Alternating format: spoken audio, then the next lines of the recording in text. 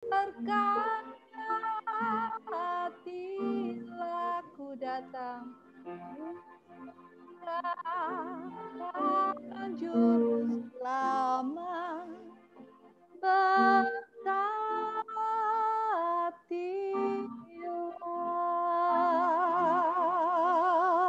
kami.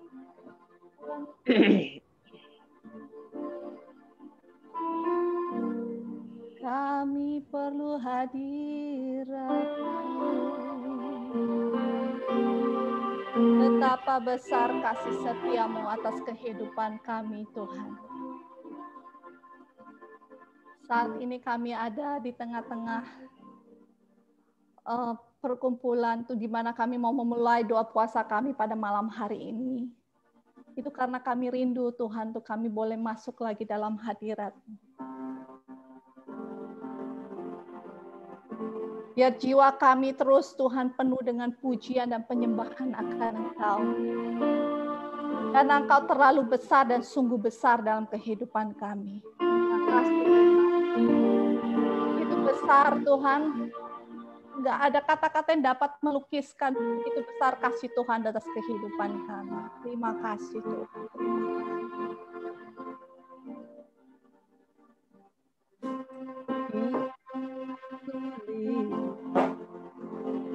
Hat bintang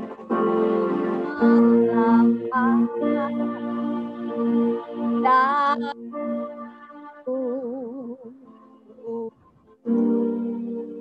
dengar, ya Tuhanku,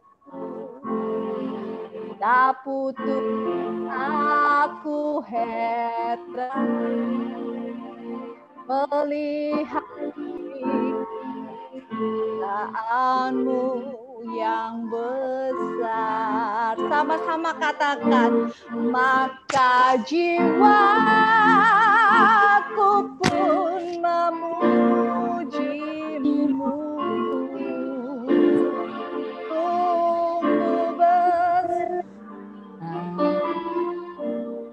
Kau Allahku, maka jiwaku pun memuji-Mu. Sungguh besar Kau Allahku.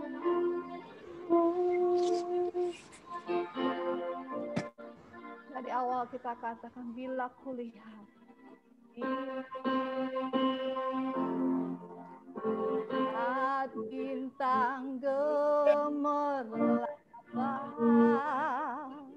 dan bunyi guyup ku dengar, ya Tuhanku, tak putus aku heran melihat ciptaan-Mu yang besar. Sama-sama katakan, maka jiwaku pun memuji-Mu. Besar Tuhan, sungguh besar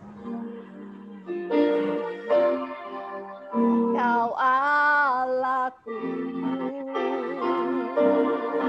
maka jiwaku pun memuji-Mu.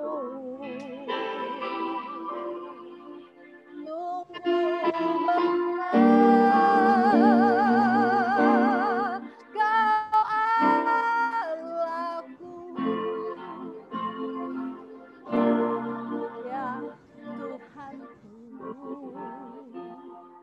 Apabila aku renungkan pemberian dalam penebus, tertegun bagiku dicurahkan oleh Putra-Mu hanya maka jiwaku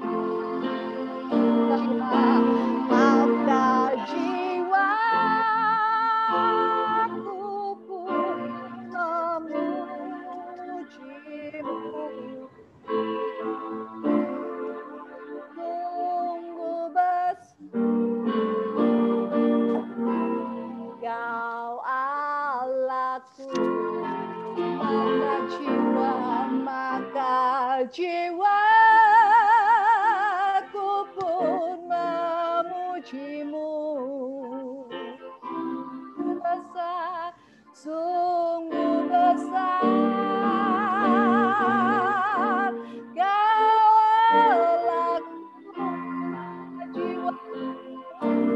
maka jiwaku pun memuji-Mu. Sungguh besar Kau Allahku, maka jiwaku pun memuji-Mu. Sungguh besar Kau Allahku.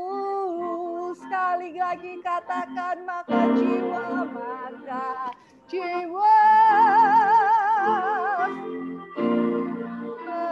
memuji-Mu. Sungguh besar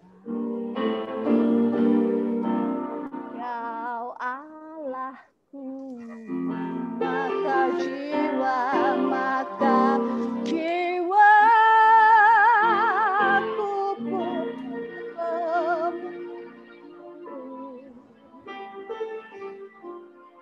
sungguh besar Kau Allahku.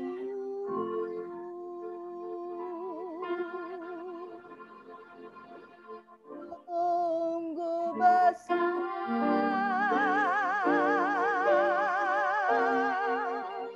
Kau Allahku.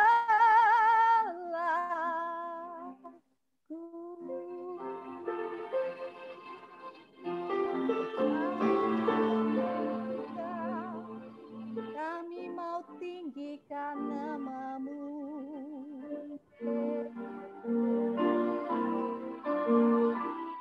Engkau Bapa yang baik, Bapa yang mulia. Oh, kami bersyukur kami punya Bapa yang kekal, yang penuh kasih dan sayang, tak pernah meninggalkan kami. Terima kasih Bapa, terima kasih. Pegang terus tangan kami Tuhan, pegang terus langkah kami. Jangan Kau tinggalkan kami Tuhan, jangan Kau tinggalkan kami Tuhan. Kami perlu Engkau setiap waktu, setiap jam. Terima kasih Tuhan, terima kasih. Kami tidak mau tersesat, kami tidak mau hilang, tapi kami mau mengikuti langkah-Mu. Kami mau mengikuti terus Tuhan, jalan yang Kau telah tentukan dalam kehidupan kami. Pegang tangan kami terus Tuhan, pegang tangan kami terus. Kami perlu Engkau, kami butuh hadirat-Mu, kami butuh penyertaan-Mu. Peganglah tanganku Roh Kudus, setiap hari.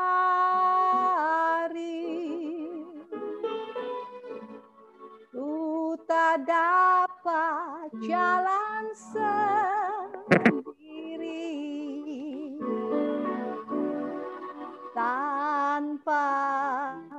Roh-Mu.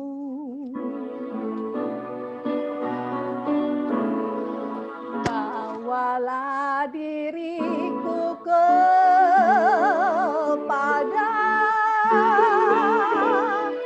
jalan kebenaran,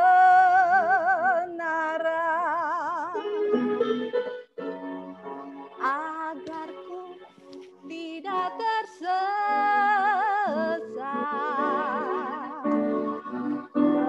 mengikuti jalan-Mu. Sama-sama katakan kudus, kudus, kudus, kudus, kudus Tuhan, kudus nama-Mu.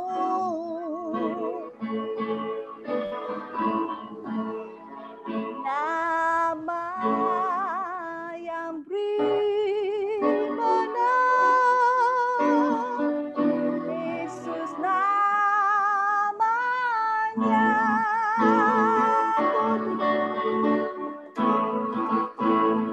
Kudus, kudus Tuhan,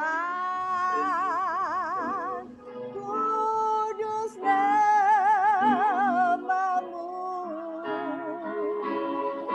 Beri syukur, beri syukur dalam simfoni yang indah, simfoni indah.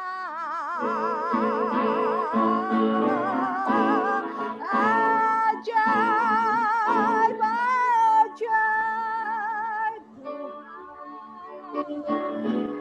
ajaib nama-Mu.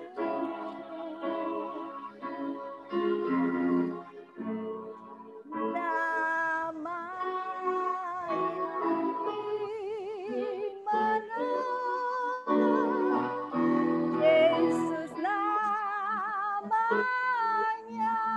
Katakan kudus, kudus, kudus, kudus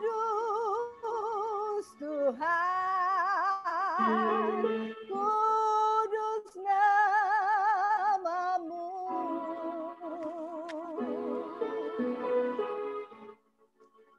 Ku beri syukur dalam simfoni indah.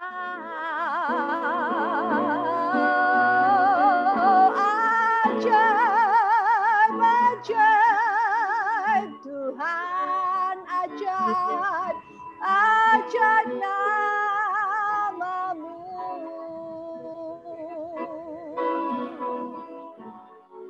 Nama yang beri menang, Yesus namanya. Sekali lagi dari awal katakan, peganglah tanganku ya Roh Kudus. Peganglah tanganku Roh Kudus,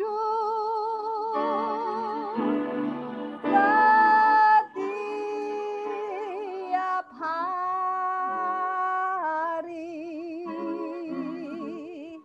Ku tak dapat jalan sendiri tanpa Roh-Mu. Bawalah diriku kepada dalam kehendak-Mu,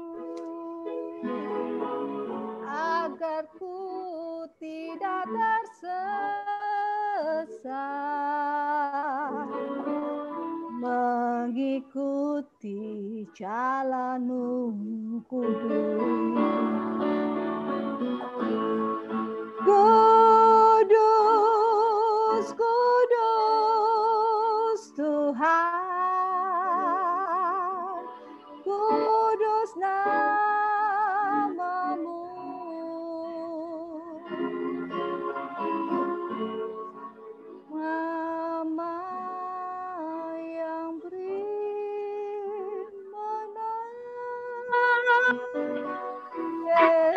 Yesus namanya. Siapa yang memberikan kita kemenangan? Nama yang beri benar, Yesus namanya,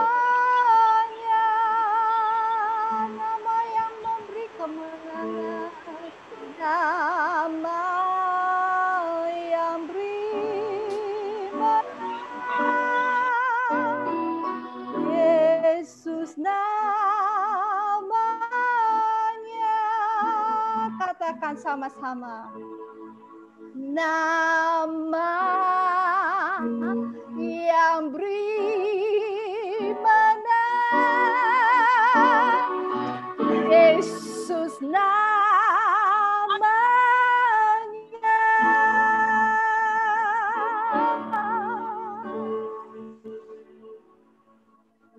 Mengalir kuasa dari tempat maha tinggi, Bapa kekal mulia, Kau hadir di sini, memulihkan hati, menyembuhkan yang terluka, bukan tenang bersamamu, Bapa. Sekali lagi, mengalir kuasa dari tempat maha tinggi, Bapa kekal mulia, Kau hadir di sini, memulihkan hati, menyembuhkan yang terluka, bukan tenang bersamamu, Bapa. Mengalir kuasa dari tempat maha tinggi, Bapa Kau mulia, Kau hadir di sini, memulihkan hati, menyembuhkan yang terluka, bukan tenang bersamamu, Bapa.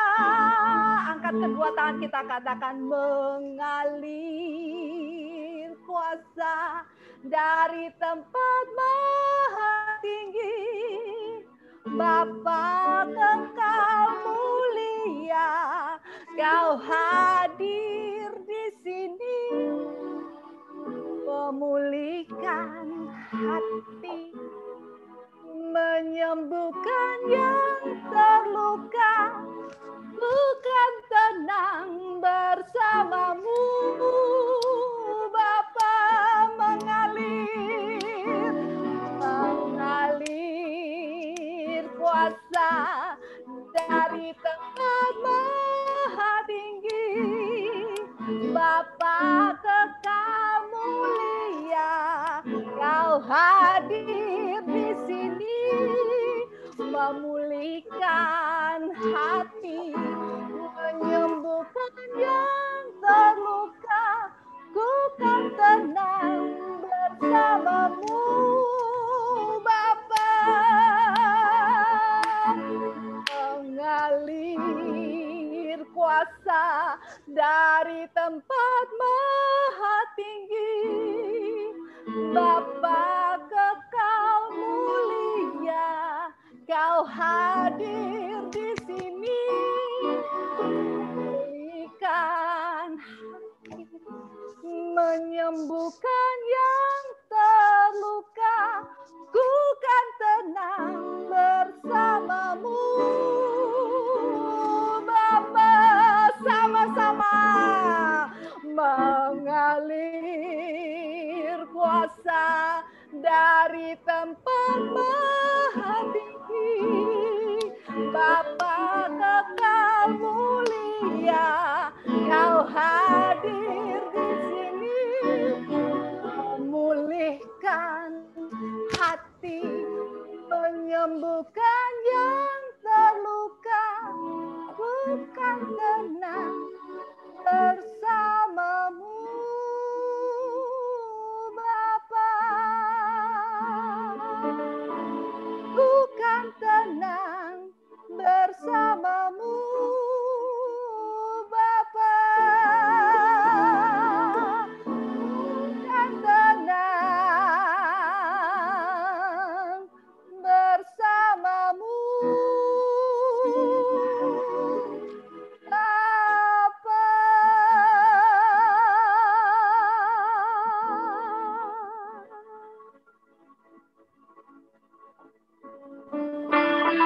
untuk hadirat-Mu saat ini.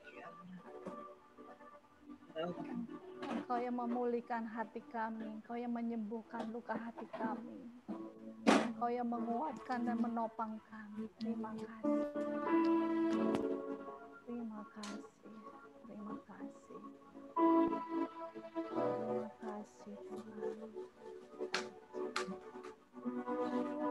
kasih Tuhan. Silakan Febi. Mengakhir Tuhan kuasa dari tempat ini. Ya Tuhan, dan saat ini Tuhan percaya kuasa-Mu memulihkan setiap hati, menyembuhkan yang terluka. Tuhan, saat ini Bapa, kami merendahkan diri di hadapan-Mu Tuhan. Dalam doa puasa Bapa. Mari Tuhan, biar ada pertobatan Tuhan di hati kami Bapa. Sebab kami tahu Tuhan berpuasa adalah merendahkan diri, berpaling dari jalan yang jahat. Mari Tuhan, kami mau memasuki puasa kami dengan hati yang benar. Mari Tuhan selidiki hati pikiran kami. Kalau ada dosa, kesalahan, kami mohon ampun Tuhan, darah-Mu kuduskan kami.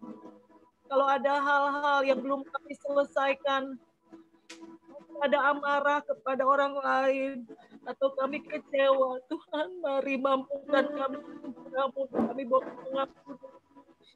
Mari Tuhan, Engkau yang menyembuhkan hati kami saat ini, Engkau yang memulihkan. Mari Tuhan mengalir kuasa tempat tinggi saat ini. Hari Tuhan, kami percaya pada saat kami merendahkan diri di hadapan-Mu Tuhan, menyembah-Mu Tuhan, meninggikan Engkau. Kuasa kasih-Mu turun atas hidup kami.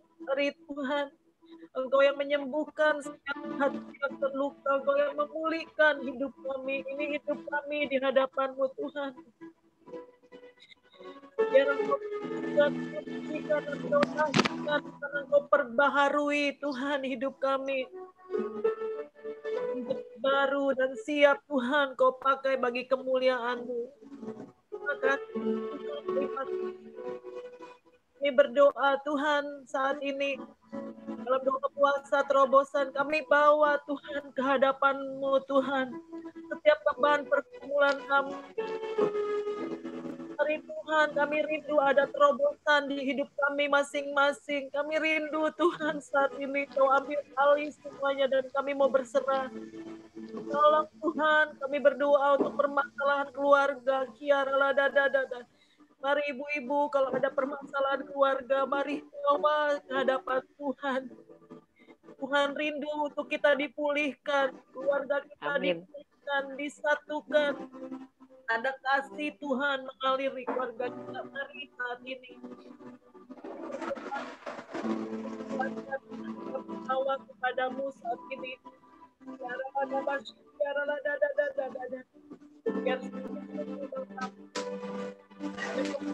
dalam setiap keluarga.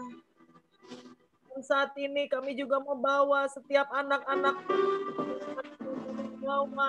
kami Tuhan. Mari ibu-ibu yang ada pergumulan dengan masalah anak-anak, mari bawa hadapkan ke hadapan Tuhan saat ini. Kalau anak-anak kita adalah semua milik Tuhan, bawa ke hadapan Tuhan ibu-ibu. Yang beriman anak-anak kita boleh memiliki jodoh yang dari Tuhan. Yang merindukan ada satu pekerjaan, ada terobosan keuangan untuk anak-anak, mari bawa ke hadapan Tuhan. Terobosan Tuhan rindu mendengar setiap doa. Pada saat kita mau merendahkan diri di hadapan Tuhan dan kita berserah, maka Dia akan ambil.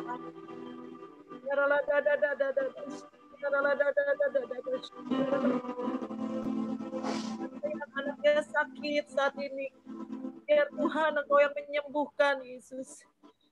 Kami bawa Tuhan anak-anak kami ke hadapan-Mu Tuhan. Masa depan mereka semua ada di dalam tangan-Mu. Kalau ada anak-anak kami yang mengalami sakit, kami minta darah-Mu Tuhan, bilur-bilur darah-Mu sembuhkan. Kami bawa Devil ke dalam tangan Tuhan. Mari tanpa Kau buat mujizat. Terima kasih Tuhan, terima kasih.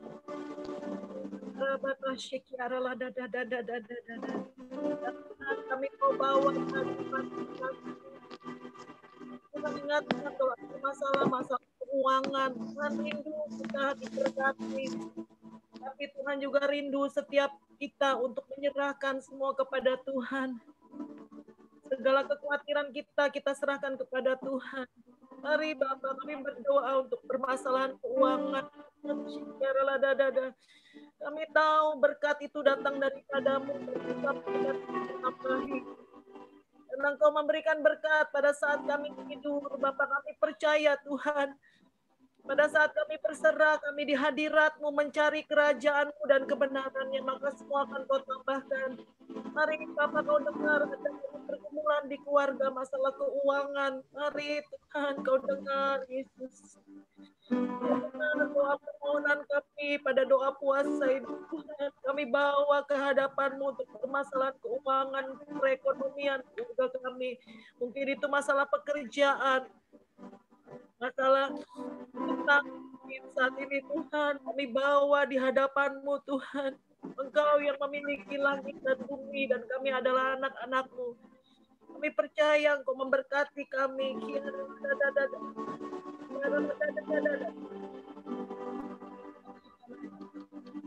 Terima kasih Tuhan.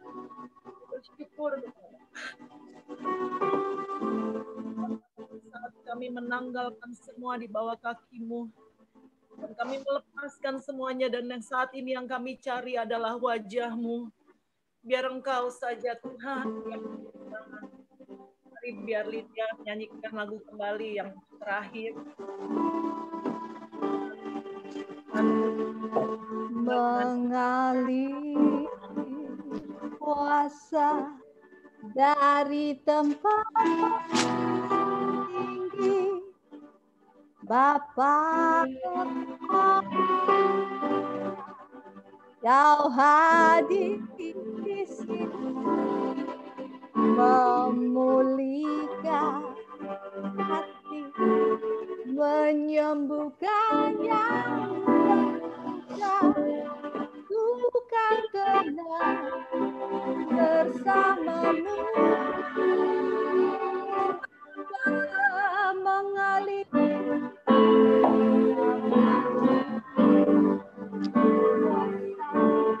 dari tempat mahal lama kekalmu, ya Kau hadir di sini, memulihkan hati, menyembuhkan yang terluka, bukan tenang bersamamu. Bapakku kan tenang, bukan tenang bersamamu. Bapakku kan tenang, bukan tenang bersamamu. Bapa.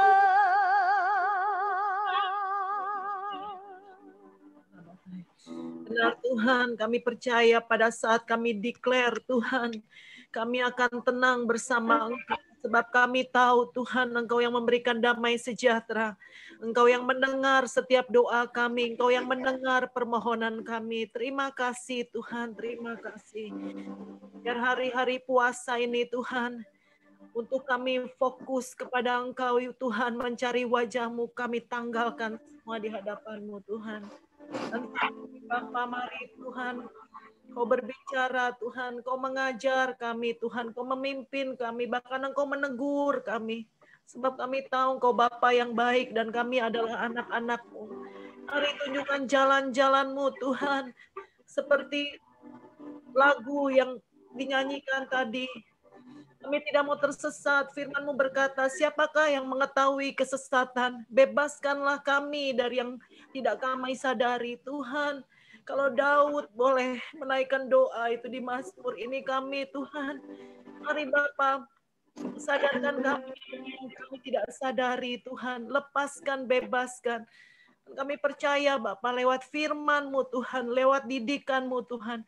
Kami diajar, kami dituntun Tuhan seperti domba yang dituntun oleh gembalanya, yaitu Engkau Yesus. Terima kasih Tuhan, terima kasih. Mari Bapa, saat ini kami percaya Engkau sedang membuka setiap telinga.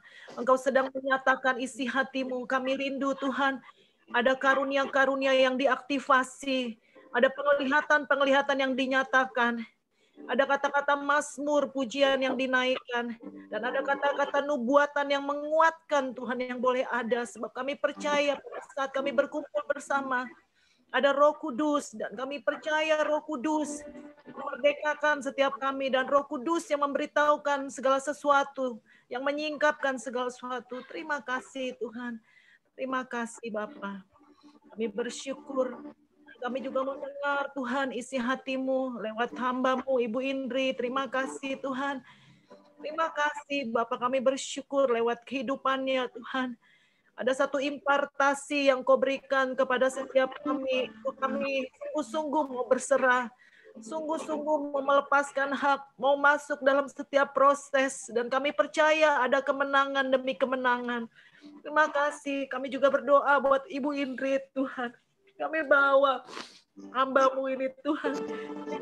Setiap permasalahannya dalam keluarga. Mari saudara-saudara, kalau Bu Indri begitu mengasihi kita, kita juga wajib mendukung dan mendoakan Ibu Indri saat ini. Biar tangan kita cari buka Bu Indri, kita mau dukung setiap permasalahan yang Ibu Indri saat ini hadapi. Tuhan, kami berdoa buat hamba-Mu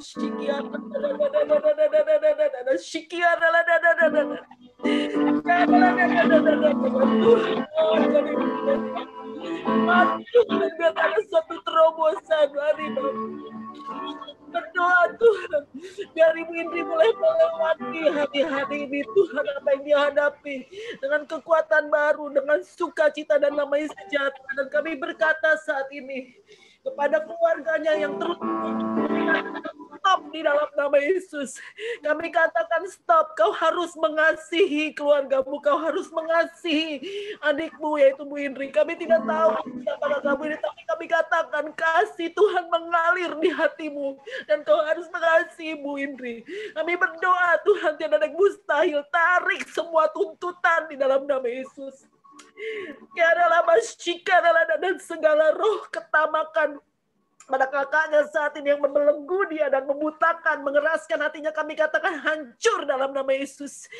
Ya karala batasi karala segala roh cinta akan uang yang membelenggu kakaknya, yang mengajukan semua tuntutan itu, kami katakan hancur dalam nama Yesus. Tuhan, Engkau pembela, Tuhan, Engkau hakim yang adil, Kau bela Tuhan hamba-Mu, bela dia Tuhan. Mari Bapak, kami berdoa saat ini Yesus. Mari Tuhan, betulkan kebenarannya Tuhan seperti terang dan haknya seperti siang di dalam nama Yesus. Kami berdoa saat ini Tuhan, ada satu pembebasan, kelepasan dari setiap permasalahan yang menjar Tuhan hidupnya di dalam nama Yesus. Dan semuanya akan dikembalikan Bapak. Ada satu kembalikan keadaan di dalam nama Yesus.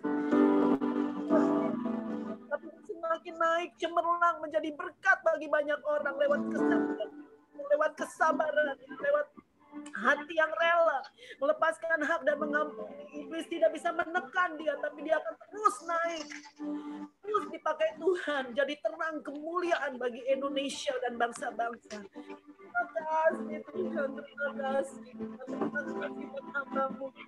Kami percaya ada kemenangan Tuhan yang Kau berikan.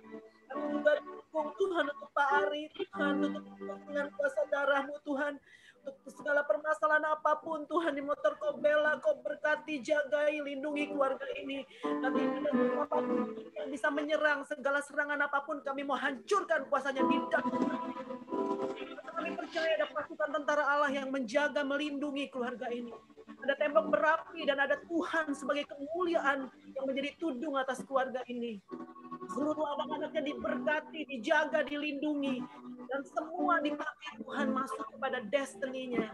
Terima kasih Tuhan, terima kasih buat hamba-Mu Tuhan yang sudah jadi berkat bagi banyak orang. Dan kami percaya Engkau yang membangkitkan tentara untuk menopang di dalam doa. Dan kami percaya Engkau yang berperang bagi Bu Indri dan keluarganya. Terima kasih Tuhan. Terima kasih, terima kasih.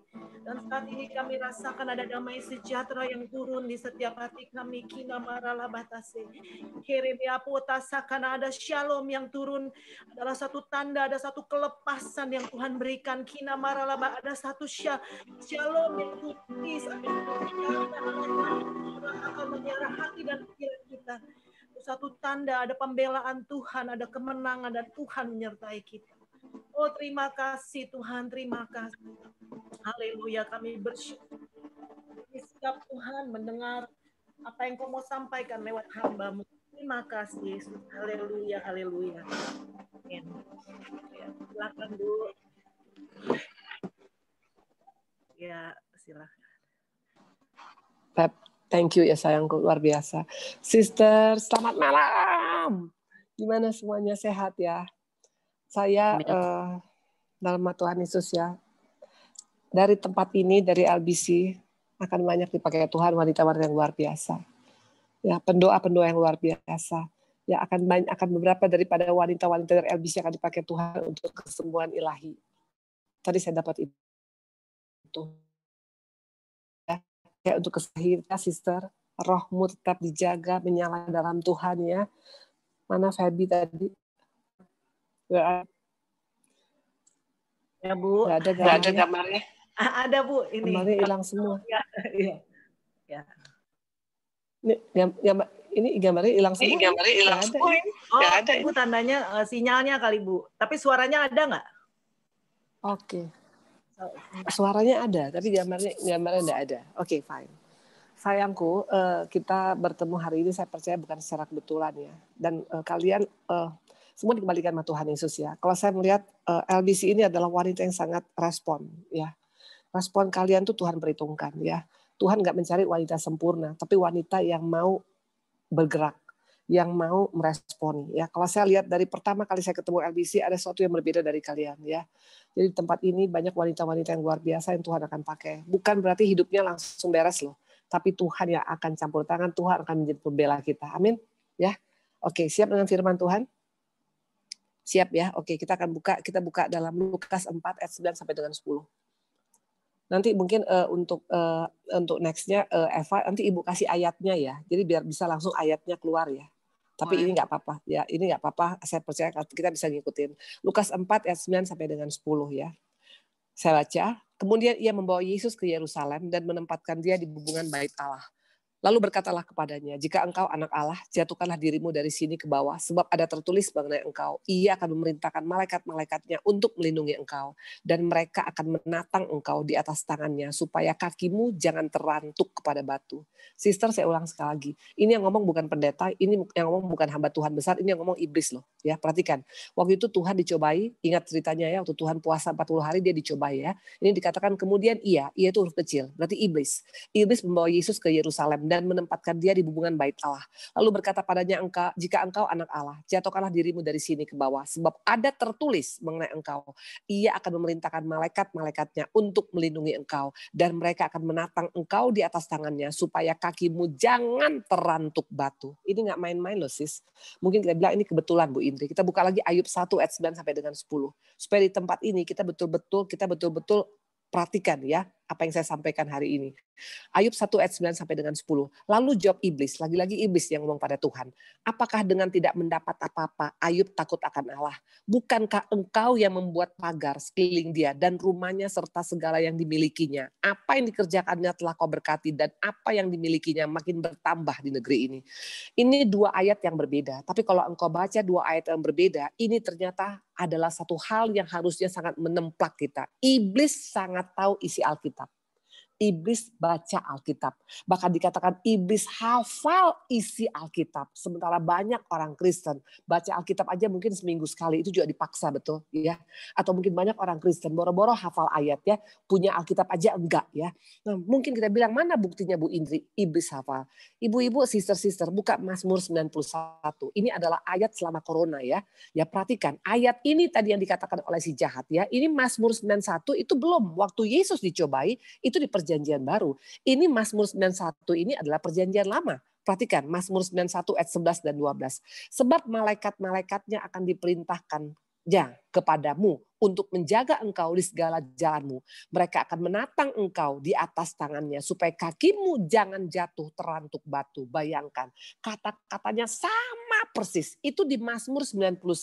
Ini ayat emas daripada masa Covid sekarang. Semua orang Kristen sekarang berlomba-lomba untuk hafal ayat ini. Karena dianggap dengan membaca ayat ini, kita seperti baca ayat ini seperti mantra gitu loh. Kita baca ayat ini otomatis semua nggak akan terjadi pada kita. Bukan seperti itu cara firman Tuhan ya. Tapi dikatakan iblis bisa hafal Mazmur 91 ayat 11 dan 12. Makanya waktu dia mencoba Yesus, dia pakai ayat yang sama. Dia bilang, nanti kau akan kuberikan ya. Kau lihat itu semuanya ya. Kalau kau sembah aku, maka dikatakan ya. Bukan, dia bilang, kalau kau nanti menjatuhkan dirimu, maka dikatakan malaikat-malaikat akan diperintahkan Tuhan untuk menjaga engkau. Bahwa kalau engkau pun jatuh akan ditatang ya. Itu tahu persis dia. Artinya apa? Iblis sangat baca Alkitab, iblis sangat hafal ayat ya. Nah, kalau engkau baca di Mazmur 5 ayat 12 ya, yang dikatakan iblis kepada Ayub tadi persis sama ya. Dikatakan begini, sebab engkaulah yang memberkati orang benar ya Tuhan. Engkau memagari dia dengan anugerahmu seperti perisai. Persis lagi kata-kata iblis ya. Jadi iblis tuh ngomong dari kata-kata firman yang ada di Mazmur semua. Artinya apa? Dia baca Alkitab.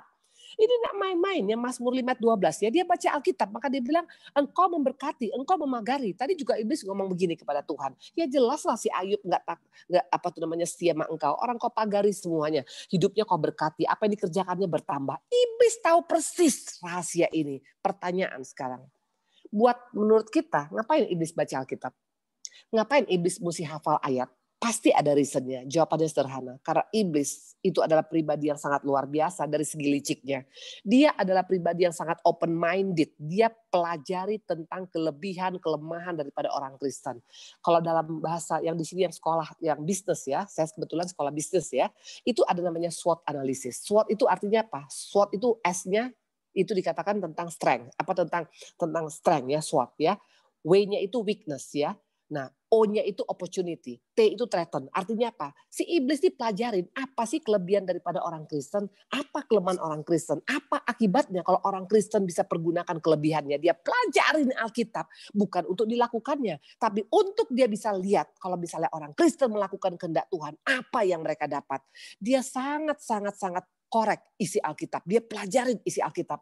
Makanya kalau kita sebagai wanita Kristen gak suka baca Alkitab ya, maka saya suka dengan LBC ya, Ladies Bible Class ya. Kalian mengkupas Alkitab, kalian mempelajari Alkitab. Itu persis memang yang harus dilakukan di akhir zaman ini ya. Nah dikatakan sekarang ini, kenapa iblis begitu antusias ya? Iblis yang sekarang ini beda dengan iblis yang waktu zaman Kejadian. Kalau waktu zaman Kejadian saya mau tanya, waktu Hawa ketemu dengan ular, kira-kira sister, di sini sister takut gak sama ular? Kalau saya terus terang takut sama ular, nggak usah ular, kecoa aja saya takut, betul ya. Nah bayangkan sekarang itu ular kok kenapa sampai bisa ngobrol sama Hawa? Karena ularnya lucu, mungkin masih pakai, mungkin dia dari Korea ya, mungkin dia masih itu dia punya dagunya panjang gitu ya, atau dia pakai bando pink ya, mungkin dia pakai Hello Kitty ya, intinya pasti lucu, makanya si Hawa sampai bisa ngomong. Tapi iblis sekarang, ular sekarang bukan lagi iblis yang lucu, tapi ular yang sudah tua ya, dan dia tahu ayat ini. Buka Wahyu 12 ayat 12. Kenapa dia sampai menggali firman Tuhan begitu antusias? Kenapa dia begitu pengen tahu tentang rahasia kekuatan orang Kristen? Kenapa dia pengen tahu apa dampak kalau kita ikut Tuhan sungguh-sungguh? Karena itu bersukacitalah hai sorga dan kamu sekalian yang diam di dalamnya. Celakalah kamu hai bumi dan laut, karena iblis telah turun kepadamu dalam geramnya yang dahsyat, karena ia tahu bahwa waktunya sudah singkat. Iblis tahu ini sudah the end of the world. Dia tahu ini sudah waktunya sudah mau habis. Makanya dia habis-habisan bagaimana caranya untuk tahu tentang apa sih isi Alkitab, apa sih kekuatan orang Kristen, apa sih kelemahan orang Kristen, apa dampak kalau orang Kristen melakukan kehendak Tuhan. Dia gali firman Tuhan. Tapi banyak kita sebagai orang Kristen gak suka menggali firman Tuhan. Nah dikatakan iblis gaspol sister. Sementara kita bagaimana? Karena tragisnya, di akhir zaman ini banyak orang Kristen yang nggak gaspol. Mana buktinya? Buka Wahyu 3:16. Kalau engkau dan saya nggak gaspol di akhir zaman ini, kita kalah dengan si jahat loh. Wahyu 3:16. Jadi karena engkau suam-suam kuku dan tidak dingin atau panas, aku akan memuntahkan engkau dari mulutku. Makanya nggak heran kita nggak bisa menghadapi akhir zaman. Tuhan muntahkan kita. Bukan karena kita jelek, bukan karena kita peot, bukan karena kita miskin, bukan karena kita tua. Tapi waktu engkau suam-suamkuku.com. Dikatakan tadi iblis saja sekarang gaspol, sister. Tapi kita sendiri suam-suam kuku. Di mana ketahuan orang suam-suam kuku? Ya udah semuanya sekedar ibadah, sekedar cari Tuhan. Maka dari awal tadi saya bilang LBC ini luar biasa. Tuhan mau pakai kalian loh semuanya. Makanya saya nggak salah dengan saya ikut ambil bagian untuk LBC. Saya merasa saya terbeban. Ini mau dipakai Tuhan luar biasa. Ibu akan support kalian. Karena saya yakin kalian akan keluar menjadi wanita-wanitanya hebatnya Tuhan Yesus. Ya, kuncinya adalah apa? Kita akan belajar pada hari ini. Dikatakan di akhir zaman ini banyak orang Kristen yang suam-suamkuku.com. Maka tugas kalian, sister-sister, ayo. Jangan sesudah kalian begitu berapi-api. Jangan hanya untuk kalian saja. Kalian harus bergerak untuk membawa teman-teman yang suam-suam kuku.com itu untuk mencari Tuhan sebagai segenap hati. Ini akhir zaman. Mungkin di sini yang kita baca. Nanti silakan sister-sister, engkau boleh baca. Ya, sekarang engkau boleh baca di Google, apa di YouTube atau di mana-mana kau boleh lihat ya. Sekarang di Amerika aja gereja-gereja banyak dijual loh. Betul? Bahkan kemarin yang ada di Turki itu gereja Sofia, yaitu gereja besar sekali. Itu bisa sekarang bukan lagi menjadi gereja. Bahkan kalau kita lihat di London sekarang, nggak usah di London lah. Kemarin saya baru berangkat keluar, itu saya lagi touring ya. Mungkin di sini yang suka touring ya. Kalau saya touring emang suami sama grup kita ya, itu kita masuk ke kota-kota kecil ya. Kita lewatin banyak jalan-jalan kecil. Itu gereja-gereja semua rata-rata hampir kosong loh di Eropa.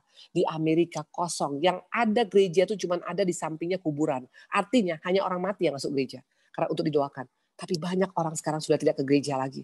Bahkan kalau kita lihat sekarang, dunia sekarang, dulu nomor 1 itu adalah angka yang paling tinggi adalah Katolik Kristen. Sekarang nilainya makin merosot. Bahkan agama-agama yang tadinya kecil, itu sekarang berkembang biak. Mereka betul-betul gaspol. Sementara orang Kristen banyak yang .com. Hati-hati, ini akhir zaman. Ada satu ayat yang paling mengusik iblis, yang dia tidak mau itu digenapi dalam hidup kita. Sesudah dia pelajarin, dia baca ini ayat, dan dia tidak mau ini terjadi dalam hidup kita. Buka Matius 5:9.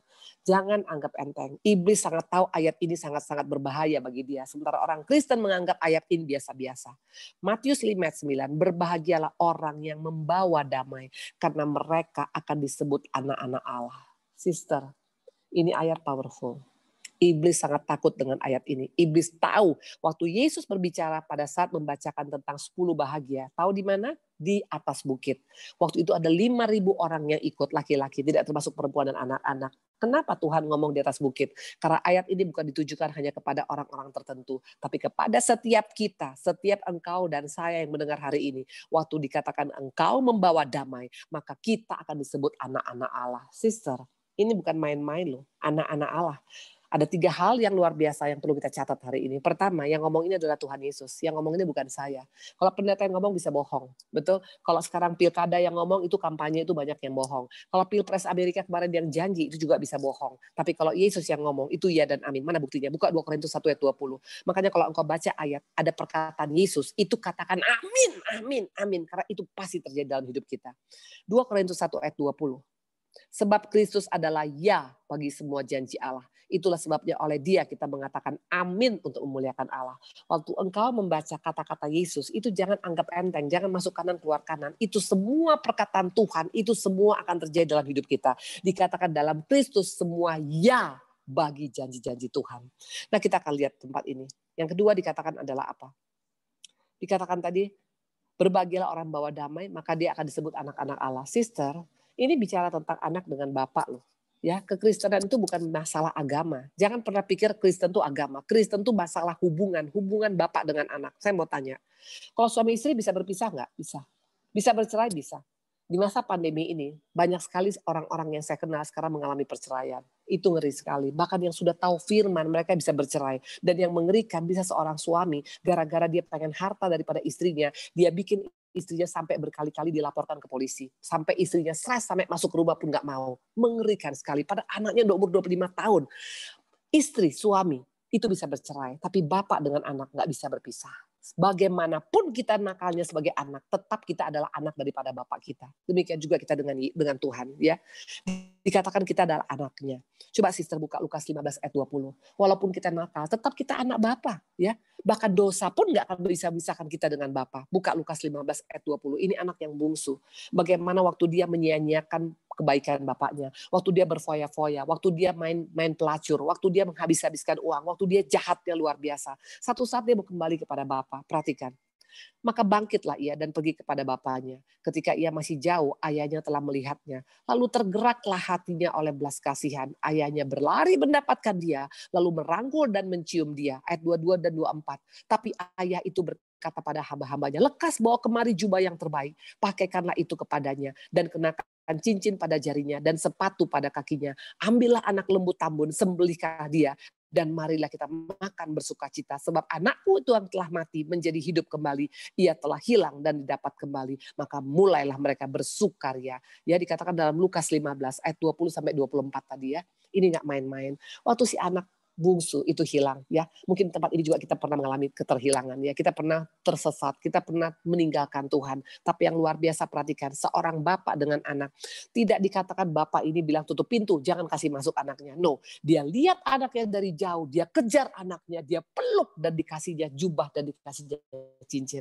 Ini bicara tentang hubungan, sister. Iblis paling takut kalau orang Kristen tahu bahwa kita adalah anak Bapa.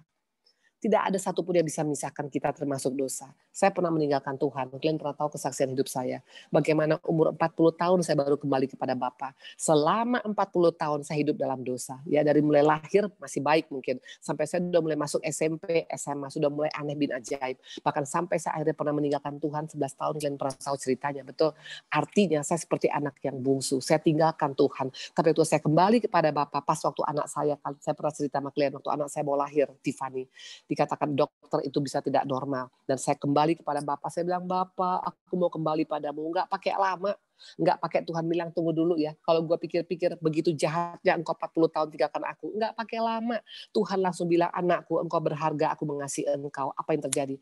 Anak saya yang dikatakan dokter cacat itu lahir normal. Dan sekarang umur 21 tahun. Cantik, luar biasa. Dan baik, luar biasa.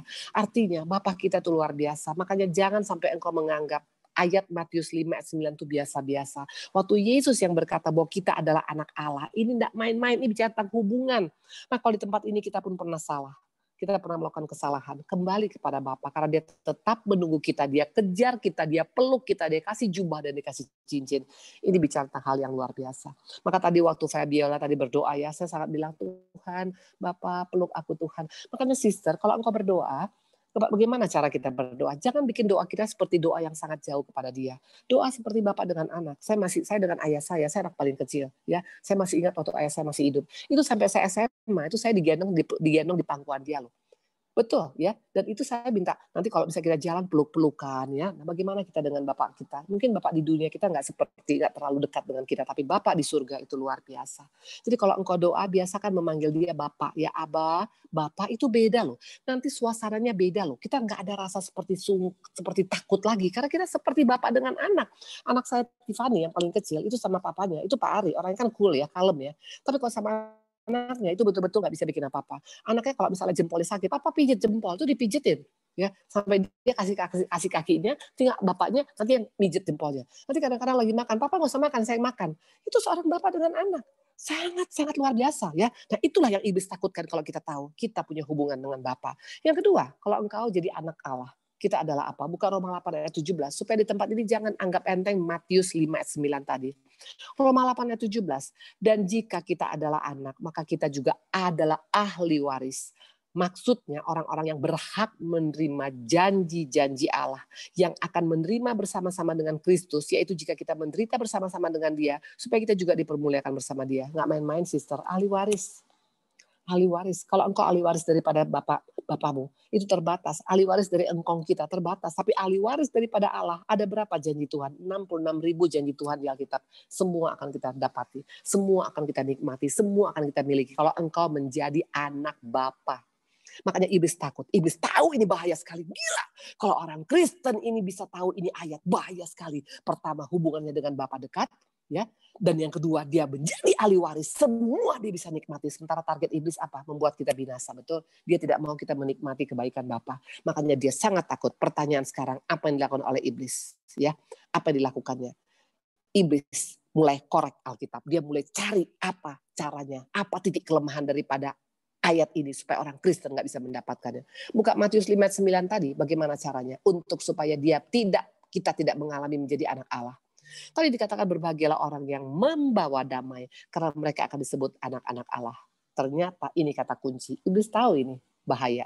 Kalau orang Kristen membawa damai, menjadi peacemaker, berarti 2 ayat tadi akan dialami. Pertama, hubungan dengan Bapa. Yang kedua, menjadi ahli waris. Iblis tahu ini bahaya. Dia tidak mau kita membawa damai. Dia tidak mau kita menjadi peacemaker.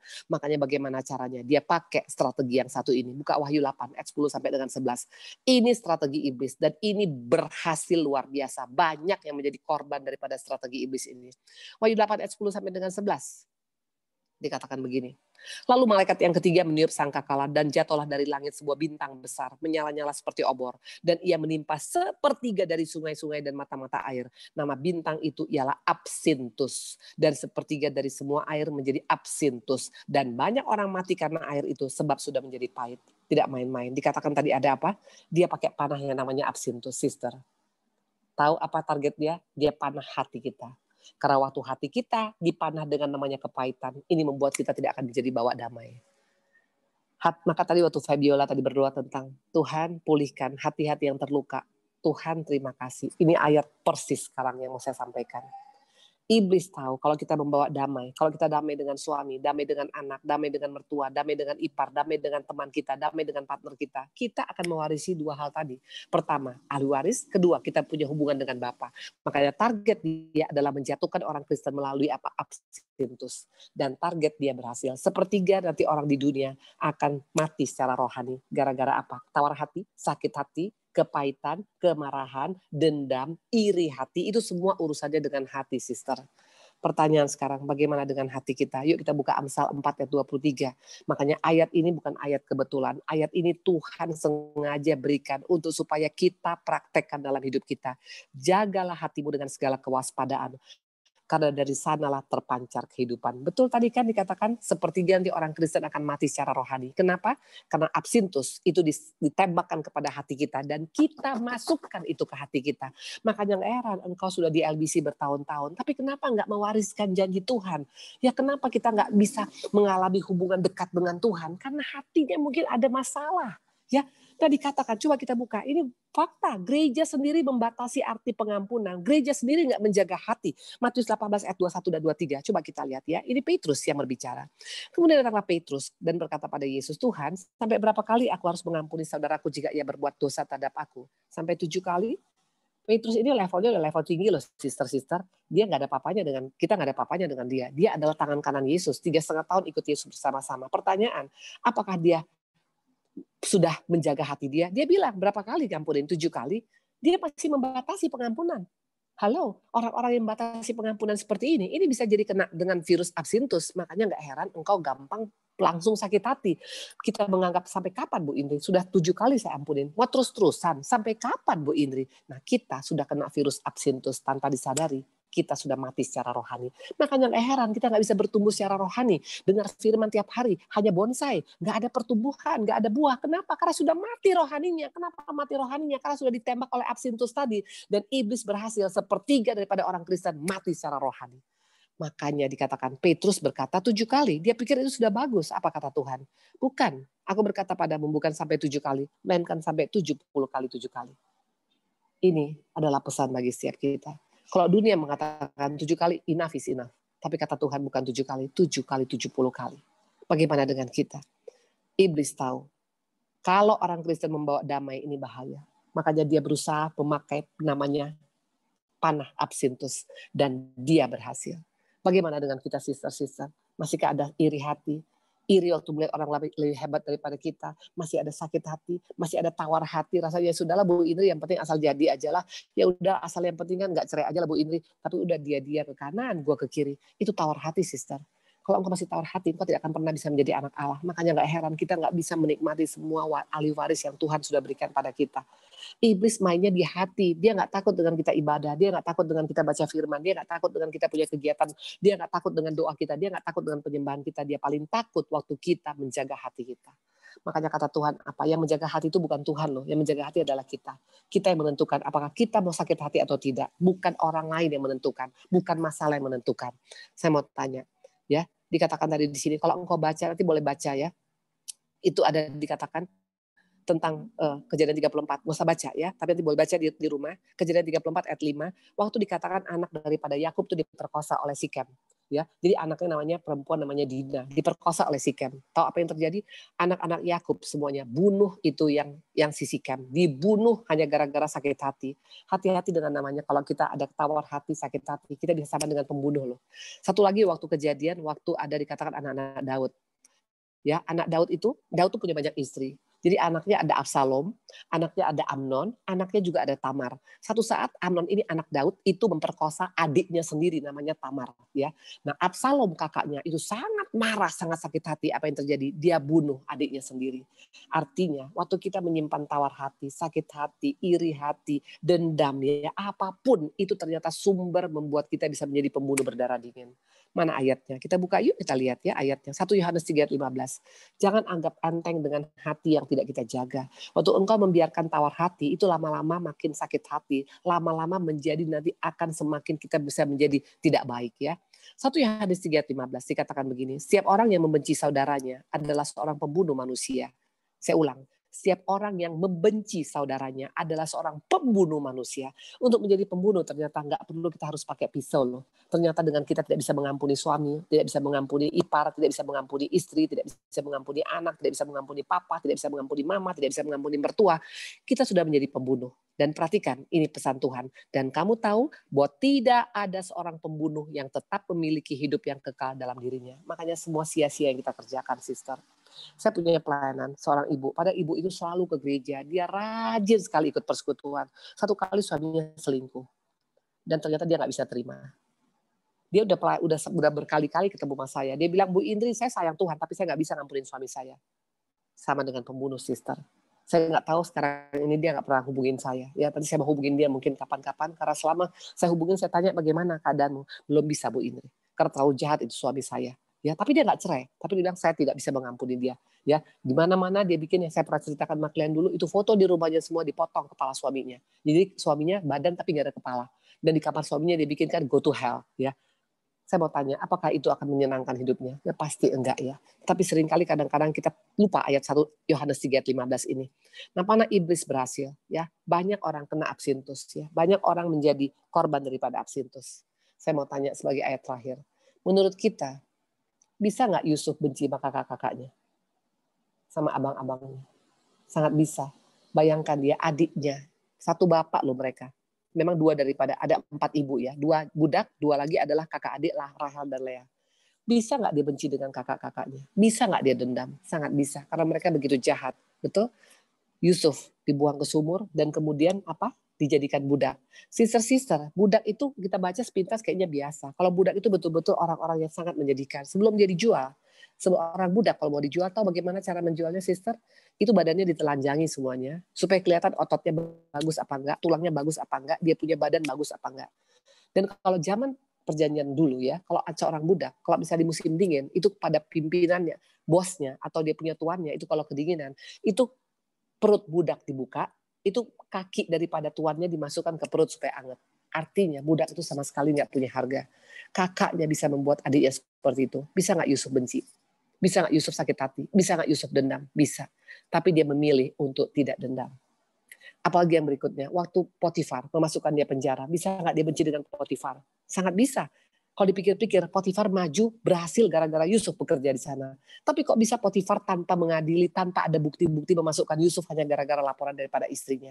Tapi Yusuf nggak memilih untuk dendam. Dia memaafkan.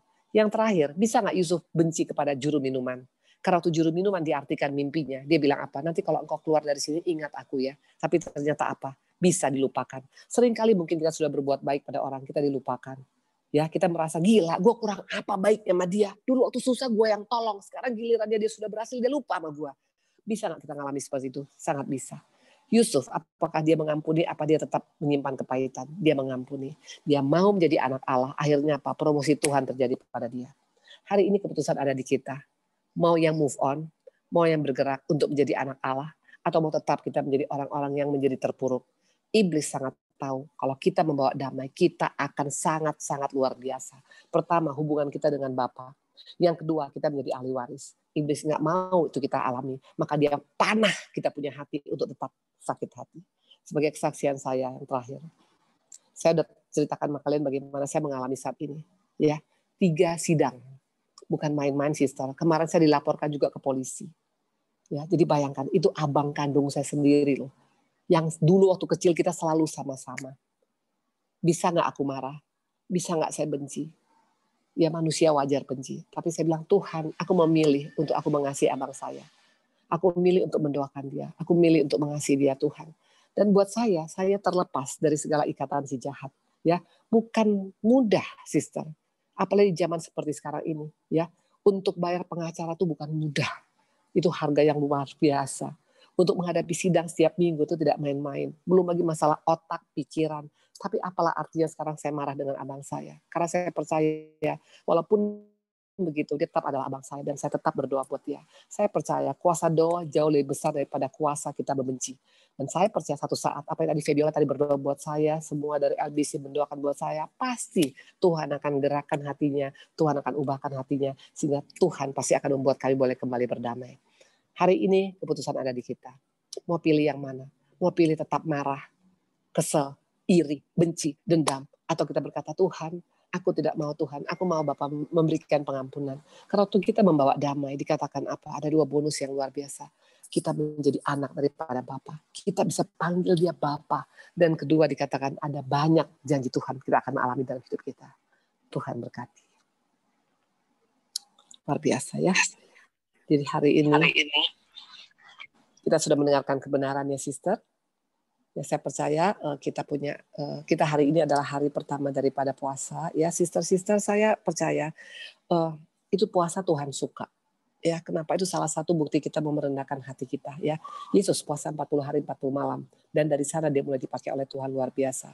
Ayo ya kita latihan mulai malam ini ya. Dan nggak usah kita pikirkan nanti kalau aku puasa Tuhan jawab doa saya, Tuhan bereskan masalah. Nggak penting itu. Yang penting sekarang kita bagaimana kita pengen mengalami Tuhan. Ya, percayalah. Kalau kita mengalami Tuhan, kita dekat dengan dia, kita sebagai anak sama dia. Nggak usah pun kita, Tuhan akan siapkan. Tuhan akan sediakan semua. Tuhan akan cukupkan. Tuhan akan bela hidup kita. Dan kalau Tuhan yang bela, itu nggak usah pakai bayar pengacara. Itu luar biasa ya. Tapi saya harus pakai pengacara karena nggak mungkin saya menghadapi sidang saya sendiri ke pengadilan begitu. Tapi tetap ya, sampai hari ini dari sidang yang 9 ya, kita sudah menang 5 ya. Jadi tinggal 4 lagi. Doakan, tapi saya percaya kalau Tuhan sudah buka jalan dari awal itu sampai tuntas Tuhan pasti akan selesaikan. Intinya sister, jadilah menjadi anak Allah. Anak Bapak itu luar biasa. Kita bisa ngadu sama Bapak, kita bisa negosiasi sama Bapak seperti Abraham ya, nego dengan Tuhan ya. Saya masih ingat waktu Pak Ari tabrakan itu saya nego dengan Tuhan. Tuhan, kalau suamiku meninggal dalam keadaan dia bertobat, apa yang mau aku sampaikan Tuhan? Akhirnya apa? Yang harusnya 7 hari meninggal. Sampai hari ini Pak Ari udah 10 tahun sejak tabrakan dia. Sehat luar biasa dan bukan hanya sehat. Kami boleh sama-sama melayani Tuhan. Engkau bisa nego dengan Bapak. Ya engkau bisa datang Bapak, minta ini Bapak, ayo Bapak peluk saya lagi sakit. Itu bisa kita alamin. Makanya ada ketenangan, ada keteduhan. Ya, jadi jangan sampai sia-siakan hubungan kita dengan Bapak. Dia mau menjadikan kita menjadi anaknya. Hanya seringkali kadang-kadang kita jadi anak yang nakal. Tapi walaupun kita nakal, kembalilah pada dia. Karena dia tetap menunggu kita dan mengejar kita waktu kita datang kepada dia. Tuhan berkati. Amin sayangku. Terima kasih Bu Eva. Coba Eva di unmute. Thank you. Ibu, thank you, terima kasih. Yes. Semoga masih diberkati sesuai dengan acara yang Ibu berikan waktunya. Mungkin kita mau tutup dengan doa atau gimana biasanya Ibu? Kita tutup dengan doa dan kita akan kembali ketemu Ibu besok jam 1 siang.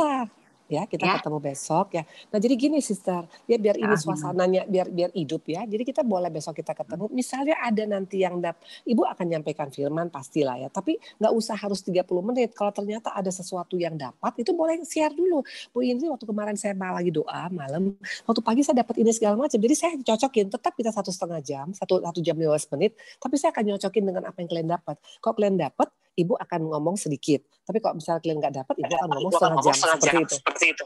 Jadi supaya ini betul-betul Ibu pengen kalian mengalamin. Kayak saya sekarang ini saya sekarang sabatikal tuh setiap hari. Saya ambil tuh sekarang 5 sampai 6 jam setiap hari saya baca firman, doa, menyembah ya. Dan itu saya dapat banyak sekali dari Tuhan. Yang selama ini, jadi saya cuma tinggal gini kalau ngomong sama Tuhan. Tuhan Yesus, Tuhan ngomong yuk. Tuhan ngomong. Kadang-kadang setengah jam dia nggak ngomong, nggak apa-apa.